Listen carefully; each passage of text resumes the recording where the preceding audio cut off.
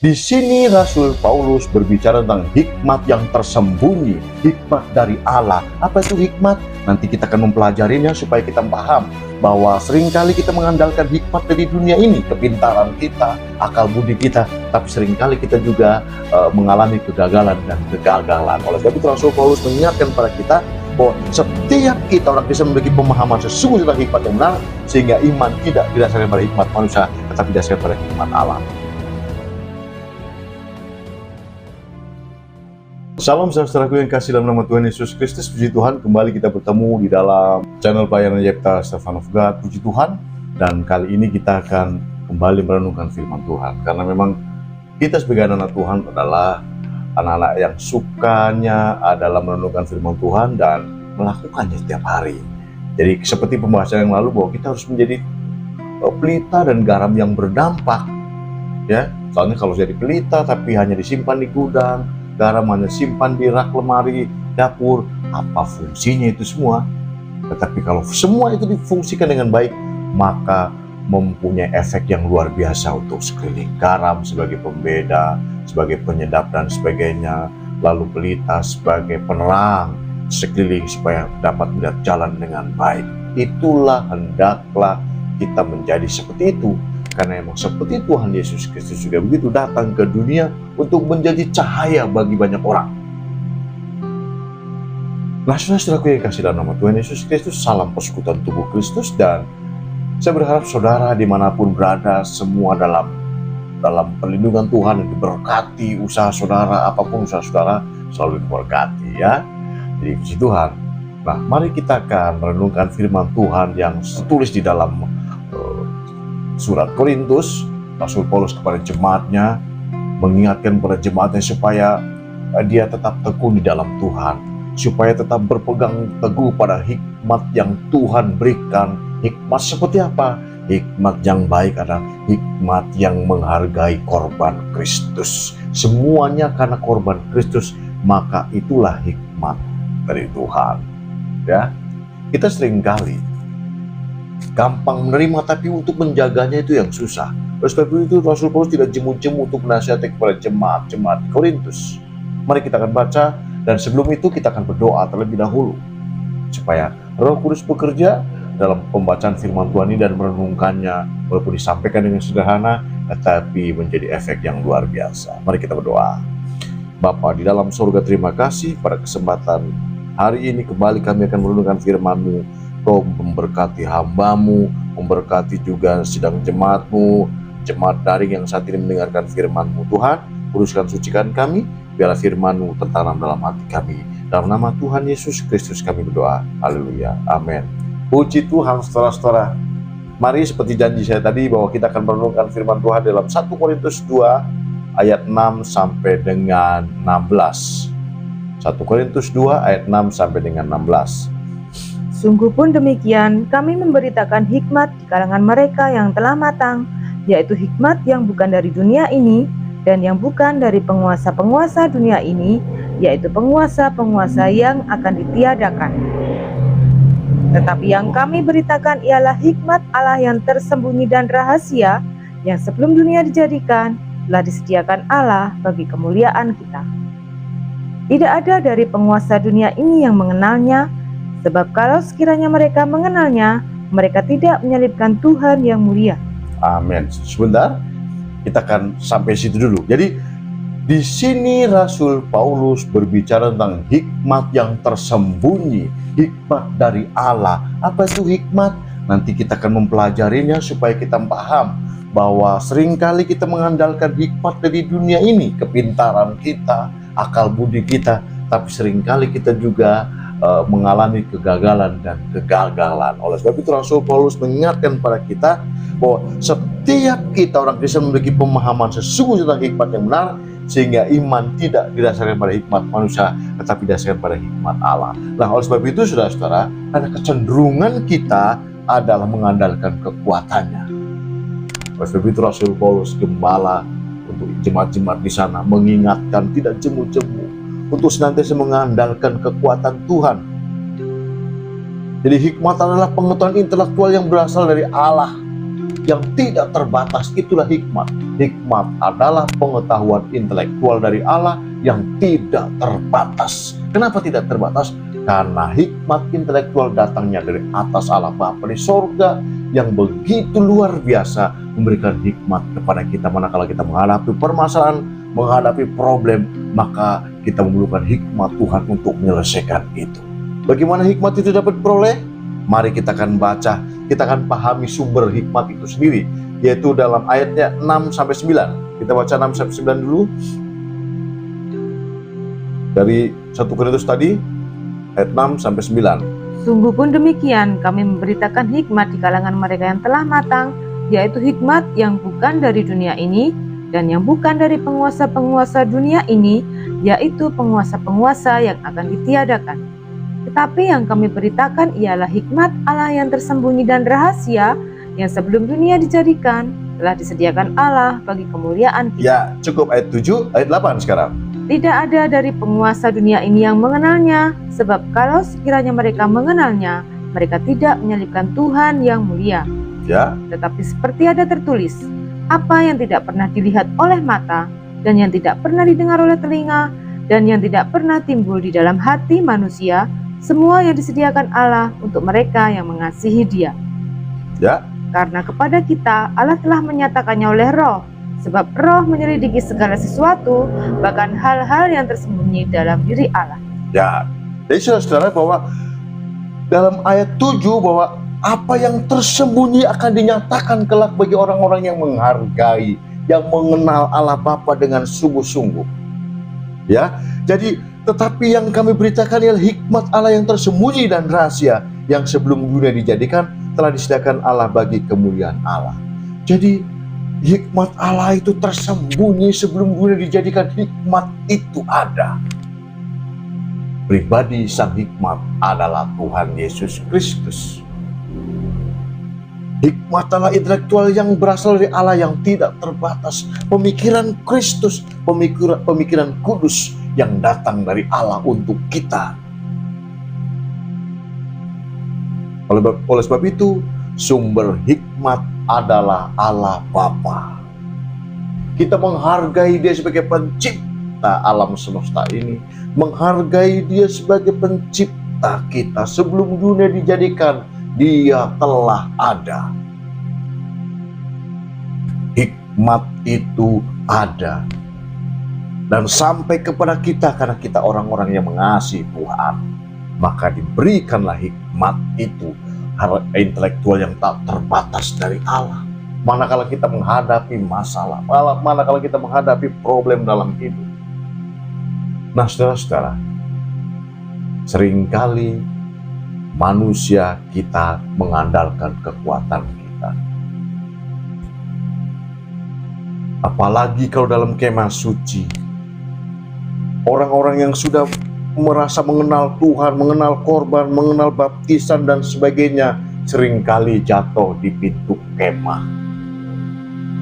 Kok bisa? Dia kan sudah dewasa rohaninya. Kok bisa? Dia kan sudah tinggi rohaninya, sudah mengenal Kristus, sudah mengenal pintu gerbang, sudah mengenal mesbah korban bakaran, sudah mengenal bejana pembasuhan, mengalami penyucian. Kok bisa jatuh? Kok bisa begitu? Selama masih mengandalkan kekuatannya, maka sesuatu itu bisa terjadi. Seringkali orang-orang yang merasa sudah mempunyai rohani yang tinggi, rohani yang mumpuni, seringkali jatuh dalam pikiran, berburuk sangka dengan teman sepelayanan, berburuk sangka dengan saudaranya, berburuk sangka dengan sesamanya. Itu memang tidak kelihatan. Seperti halnya pintu kemah, hal-hal yang tidak kelihatan. Kalau sebelum tersingkapkan itu, maka seringkali dosa kesombongan. Aku merasa berbuat ini, aku sudah melakukannya dengan baik. Tapi seringkali itu untuk ego, untuk kesombongannya sendiri. Oleh sebab itu, saudara-saudara, supaya kita memiliki hikmat dari Allah, maka senantiasa kita introspeksi diri.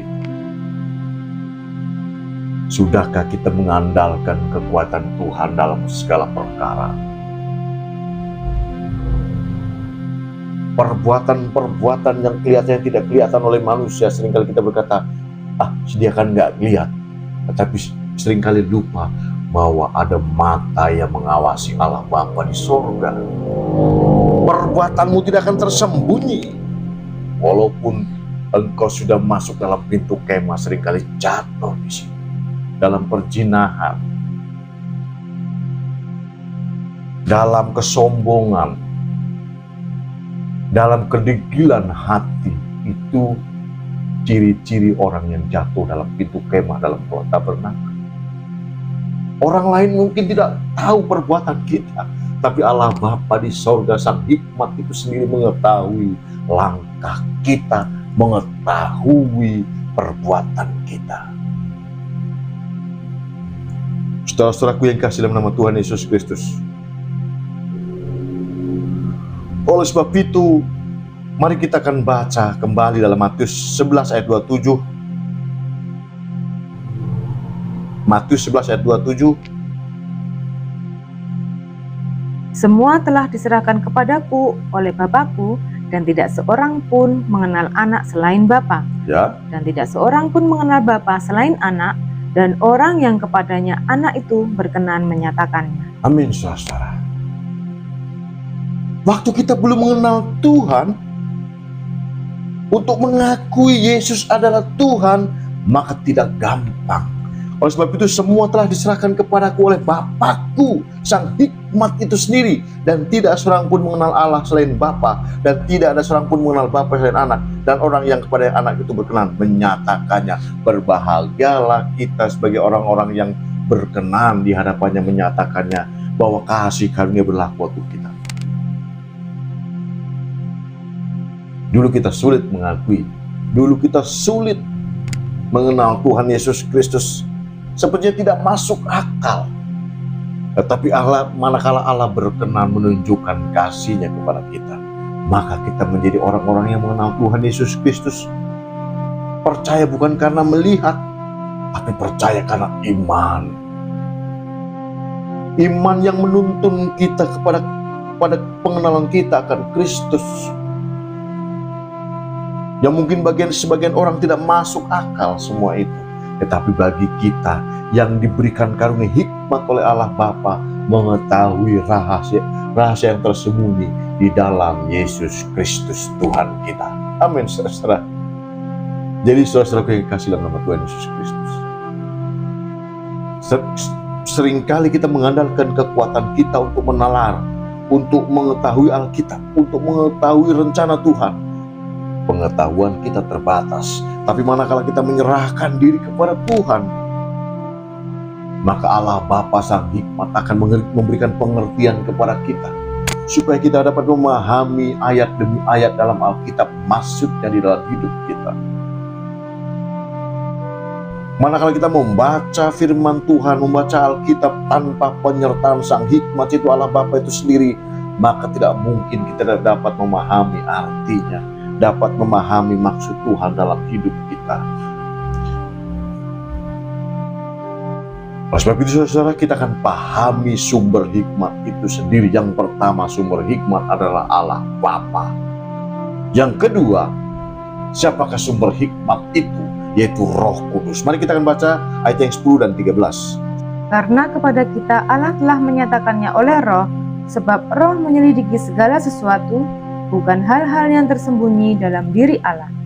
Siapa gerangan di antara manusia yang tahu apa yang terdapat di dalam diri manusia selain roh manusia sendiri yang ada di dalam dia?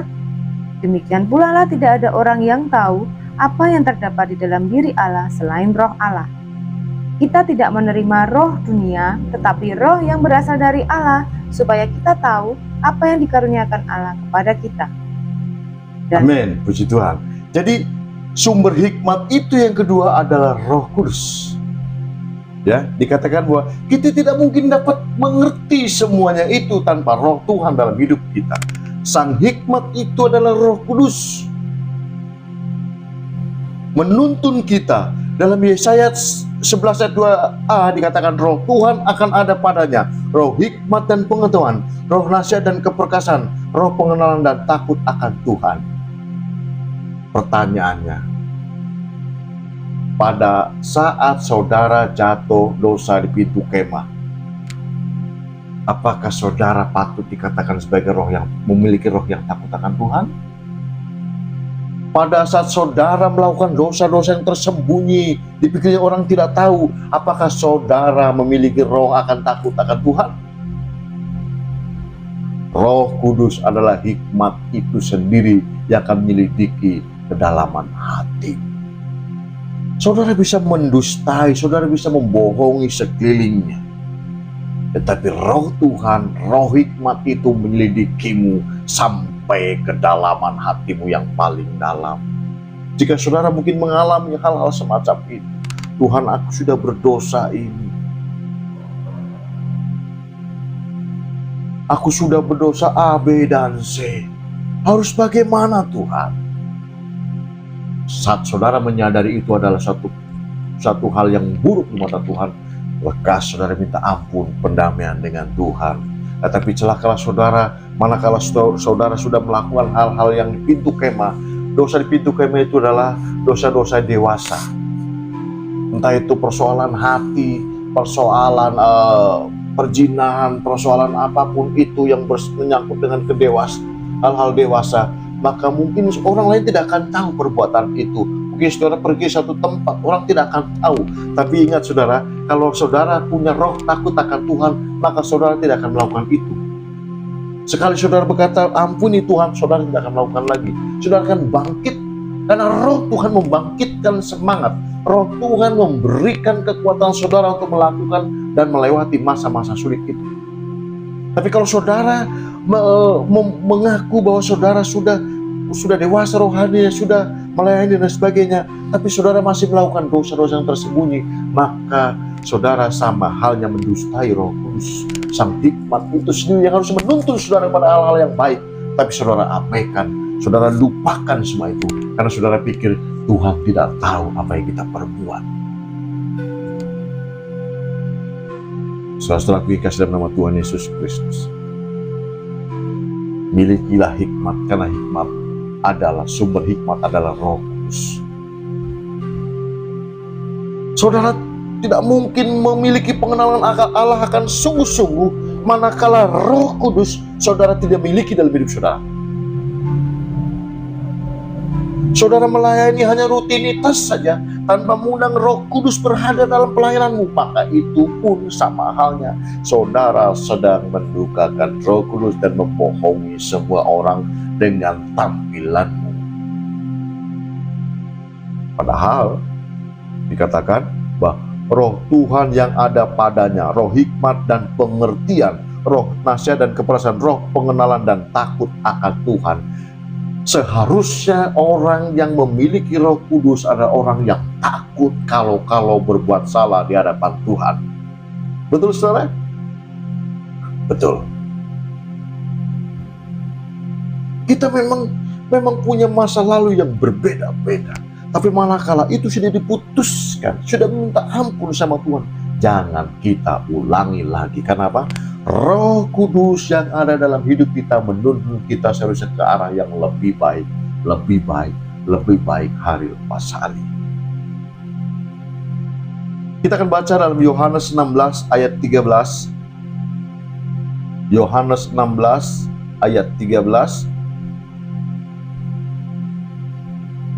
Tetapi apabila Ia datang, yaitu Roh kebenaran, Ya, Ia akan memimpin kamu ke dalam seluruh kebenaran, ya, sebab Ia tidak akan berkata-kata dari dirinya sendiri, ya. tetapi segala sesuatu yang didengarnya, itulah yang akan dikatakannya, dan Ia akan memberitakan kepadamu hal-hal yang akan datang. Amin. Jadi, kalau Roh Kudus ada dalam hidup kita, maka Roh kebenaran itu yang akan memimpin hidup kita. Kalau Roh Kudus yang memimpin pelayanan kita, maka Ia juga yang akan memimpin ke seluruh kebenaran itu. Manusia lama kita telah ditebus oleh Kristus, tapi jangan sia-siakan penebus dan korban Kristus itu untuk hal-hal yang sia-sia.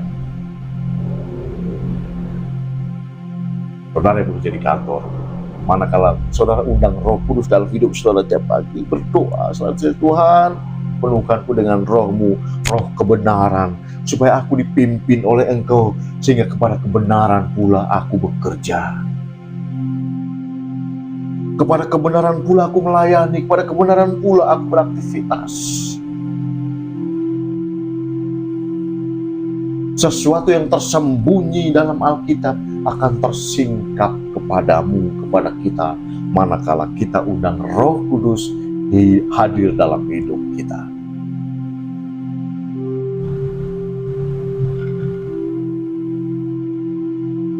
Kita hidup, kita melayani, kita bekerja oleh semata-mata karena belas kasihan Tuhan. Bukan karena perbaikan kita, bukan karena kebaikan kita, bukan karena keelokan kita, tetapi semata-mata oleh karena kasih karunia Tuhan.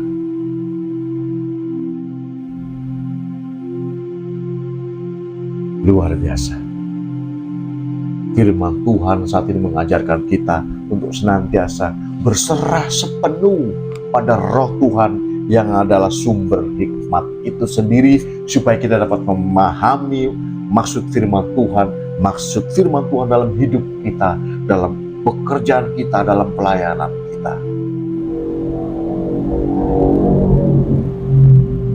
Saudara yang mengetahui apa yang sudah saudara lakukan, entah itu perbuatan baik atau perbuatan jahat di mata Tuhan, hendaklah semuanya yang saudara introspeksi diri, kita sama-sama introspeksi diri Tuhan.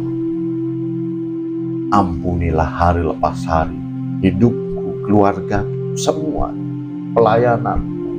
Jadikanlah semua ini berkenan di hadapan-Mu. Biarlah Roh Kudus turun atas hidup kita saat ini. Jangan kita sia-siakan waktu yang ada ini untuk memuliakan Tuhan dengan cara kita, dengan talenta yang sudah Tuhan berikan bagi kita. Yang ketiga, sumber hikmat adalah ayat 14 sampai dengan 16 dalam 1 Korintus tadi. Ayat 14, jadi berdirilah tegak, berikat pinggangkan kebenaran dan berbaju jirahkan keadilan. Terus 1 Korintus 2 ayat 14 sampai 16. Tetapi manusia duniawi tidak menerima apa yang berasal dari Allah, Ya, tetap karena hal itu baginya adalah suatu kebodohan, ya, dan ia tidak dapat memahaminya, sebab hal itu hanya dapat dinilai secara rohani. ya. Tetapi manusia rohani menilai sesuatu, tetapi ia sendiri tidak dinilai oleh orang lain. Ya. Tetaplah kita hidup dalam pemikiran Kristus. Penilaian datang dari Tuhan, bukan dari manusia.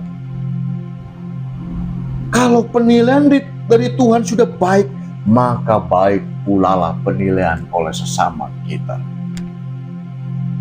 Pendek kata, kita harus menjadi pelita yang berdampak dan garam yang berdampak pula bagi sesama.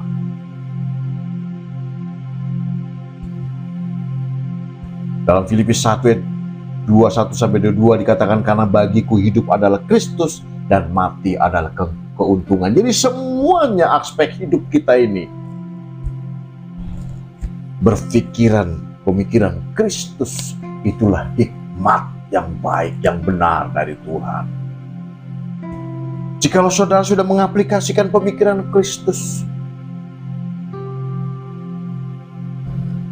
kasihlah musuhmu seperti kau mengasihi dirimu sendiri, itu bukankah itu juga pemikiran Kristus? Supaya damailah semua kita. Lalu Filipi 1 ayat 22 dikatakan, tetapi jika aku harus hidup di dunia ini, itu berarti bagiku bekerja memberi buah. Jadi mana yang harus kupilih aku tidak tahu. Kita hanya bekerja, memberikan buah saja. Kita tidak berhak untuk memilih ini buah yang baik buat saya, yang jelek buat orang lain. Tidak, pokoknya kita bekerja memberikan buah bagi orang lain. Buah kebaikan yang kita terapkan dalam hidup kita, maka akan dirasakan oleh orang lain. Jadi ingat saudara, pribadi hikmat yang pertama adalah Allah Bapa. Yang kedua adalah Roh Kudus. Yang ketiga adalah milikilah kita pemikiran Kristus, maka kita menjadi orang-orang yang berhikmat. Mengandalkan akal, perbuatan kita seringkali mentok, seringkali gagal.